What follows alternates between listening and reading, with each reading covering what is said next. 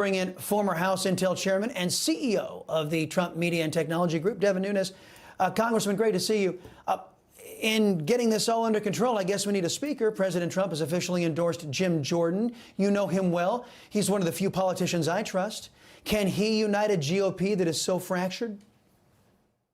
Well, look, with only a 4-seat majority right now in the House, Chris, it's going to be difficult for anyone.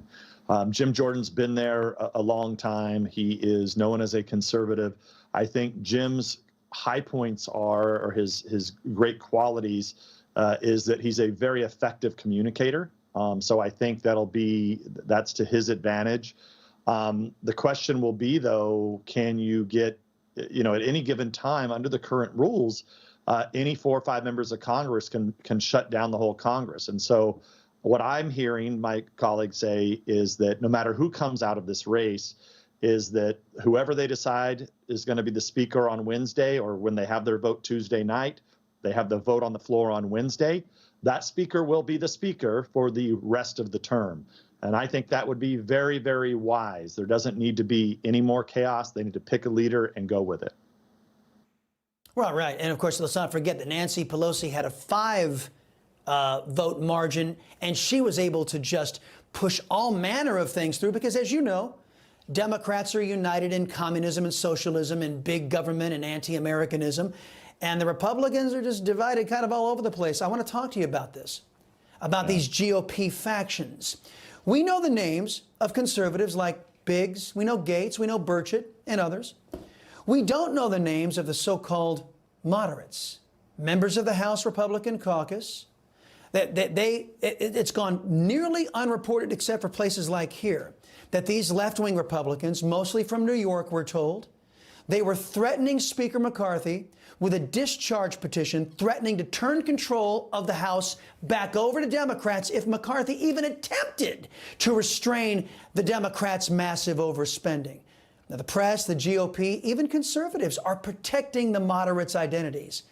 Why is it okay, even among Republicans, to drag conservatives through the mud for what some call a betrayal, but when moderate squishes betray the Republicans, the Democrats, for the Democrats, they get protected?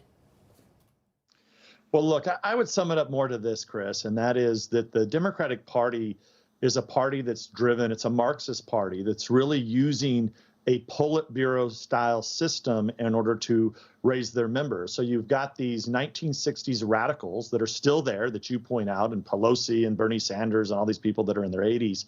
And then now you see these young Marxist Democrats that are coming up who've never had a job, they've never done anything else, and they are trained Marxist. And they get picked by the SEIU and the radical environmental groups, and they become the candidates.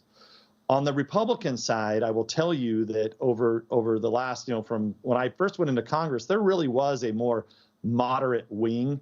But I can tell you that moderate wing is very small, even if it exists at all. And I would say more so what it would be that the Republican Party is a party of individuals. You have a lot of people who have been in business. They maybe came from a state legislature somewhere, and they are more individualistic. And they don't have a Politburo system. And that's why, and look, that's what I would constantly tell my former colleagues and even the ones that call me today. I'm like, guys, look, that politics is a team sport. You got to get 80–90% of what you want and get it over there and put it on the Democrats' doorstep in the Senate. And if you remember, a couple of weeks ago, my advice to them was to pass short-term CRs and get on message about the border. And this is why the government's not being funded, because Biden won't fix the border. And number 2, Biden will not, as long as this corrupt DOJ is still there, that's got to be fixed. I think that was a winning message and a winning strategy, but they couldn't coalesce behind it. I don't suppose you know the names of these left-wing Republicans who were threatening the discharge petition, because even conservatives won't tell me their names. I think it's fair, Congressman, if I'm going to know Matt Gaetz' name and Burchett and all the rest of them, if I'm going to know the conservatives' names and they're going to be drugged through the mud, why don't I know the names of these left-wing Republicans who were ready to turn over control of the House of Representatives to the Democrats? Why don't I know their names? And can you name a couple of them for me? Well, look, what I would say is this, Chris, number one, I'm not there, as you know, but what it is, it's not so much left wing. I want to make sure you know that. There is very few left wing Republicans that are in the United States Congress and the Republican Party today. But you had a wide swath of Republicans who have been there for shutdowns, as I had been in the past, and especially under Obama, when the shutdowns did happen, they destroyed Republican businesses. So they did things like shut down the national parks. Now, everybody can say, well, I don't need to go to the national park. But what about the Republican business that has a small hotel, a boutique hotel? So they punish Republicans. And I think a lot of Republicans who had been there and through this before, it wasn't so much that they're left wing. It's like, hey, at the end of the day, if we don't have a message, we don't want to see the government shut down. So I think overall, a lot of Republicans said, we don't want the government to shut down. And that's why I think the better strategy was to do short-term CRs, which is really the only way to cap spending. If you're just funding the government for every 30 to 45 days, that's the only way you're going to cap spending. And then try to get the message that, hey, DOJ's got to be fixed and the border's got to be fixed. Yeah, well, everybody's saying Matt Gaetz is radical and spreading chaos. I think it'd be pretty chaotic for a certain group of Republicans to turn control back over the Democrats in the House. I think that'd be chaos, but maybe it's just me, a little conservative over here. You know what? New York Attorney General Letitia James continues to show people just how incompetent she is. She's even posted a graphic she thinks actually proves this ridiculous sham case. No victim at all in the President Trump case. Explain to the folks just how laughable this tweet is. Well, look, this is what I'm really concerned about, and I actually think my former Republican colleagues should be looking at things like this. This struck me when this came out yesterday, that you have an attorney general, any prosecutor anywhere, Chris, tweeting out in the middle of a trial supposed evidence. That in and of itself, I don't think I've ever seen that done. Maybe I'm wrong, but it's a first for me.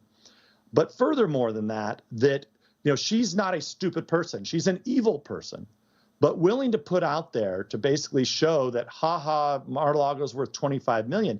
She's not that stupid. She knows it's not worth $25 million, but it shows you that they don't care. This judge and her don't give a damn about what the truth is. They know it's not worth $25 million. Any idiot can see that, and they're not idiots.